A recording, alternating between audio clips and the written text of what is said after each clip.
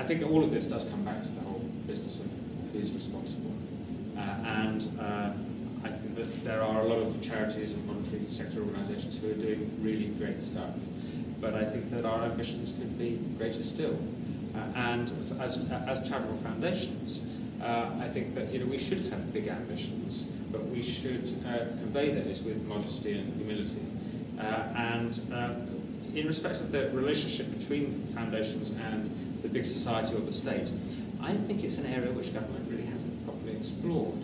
They think of philanthropy being, the focus of their philanthropic work being about growing philanthropy, encouraging a larger number of private donors to give generously of their wealth, rather than the effective management of what we've already got, which is quite a rich and mature infrastructure.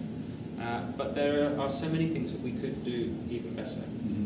That I think is the demand of the big society. I think it's the demand of our increasingly complex society and the challenges that we've got.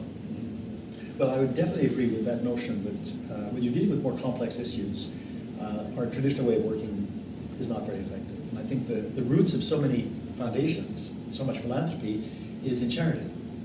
And charity directs you to the symptoms. It directs you to people who are suffering from a particular need right now and who need relief. And I think a lot of charitable work and a lot of foundation work has gotten stuck in trying to respond to that immediate need. It's valid, of course. There's always an important role for charity. But if you're looking a bit more long term, and particularly if you're looking at what are the comparative advantages of foundations? I mean, surely it's to go beyond the immediate symptoms to see if we can address causes. And there may be a perception that this is something that large foundations with a lot of resources, staff, etc., that they're uniquely suited to do. But for a small organization, perhaps with no staff, it's just not realistic to think that they're going to be able to focus on long-term causes and so on. And I would dispute that, because I think the real question is, what kind of impact do you want to have? If it's to palliate immediate problems, well then of course, the grant given on the basis of need is perfectly adequate.